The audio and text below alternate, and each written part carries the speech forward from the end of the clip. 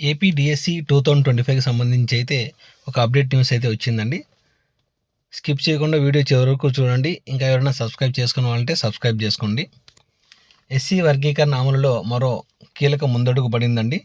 జాతీయ SC commission నుంచి వర్గీకరణ దస్త్రం సోమవారం రాష్ట్ర ప్రభుత్వానికి చేరింది. విశ్రాంత ఐఏఎస్ అధికారి రాజీవ్ రంజన్ మిశ్రా నివేదికను శాసనసభలో ఆమోదించిన తర్వాత రాష్ట్ర ప్రభుత్వం దాన్ని జాతీయ ఎస్సీ కమిషన్కు నివేదించింది. అక్కడ పరిశీలన తర్వాత తాజాగా అది రాష్ట్ర ప్రభుత్వానికి చేరింది. తదుపరి చర్యలపై మంగళవారం అనగా 15 ఏప్రిల్న మంత్రివర్గ సమావేశంలో చర్చించనున్నారు. 4-5 రోజుల్లో ఆర్డినెన్స్ జారీ అయ్యే అవకాశం ఉంది. ఆ తర్వాత 2-3 రోజుల్లో వర్గీకరణ అమలుకు మార్గదర్శకాలు విడుదల కానున్నాయి. వర్గీకరణ అమలుకు ఎలాంటి న్యాయపరమైన ఇబ్బందులు ఎదురుకాకుండా ప్రభుత్వం పకడ్బందీగా చర్యలు తీసుకుంటోంది. ఇప్పటికే న్యాయశాఖ నుంచి సూచనలు తీసుకుంది.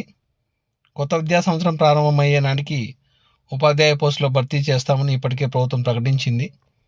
డిఎస్సి నోటిఫికేషన్ విడుదలకు సంబంధించి చర్యలు తీసుకోవాలని విద్యాశాఖ మంత్రి లోకేష్ గతంలోనే అధికారులకు స్పష్టం చేశారు.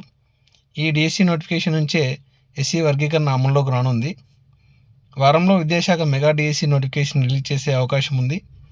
జూన్ నాటికి 16,347 టీచర్ పోస్టులను భర్తీ చేస్తామని సీఎం చంద్రబాబు నాయుడు గారు ప్రకటించిన విషయం తెలిసిందే.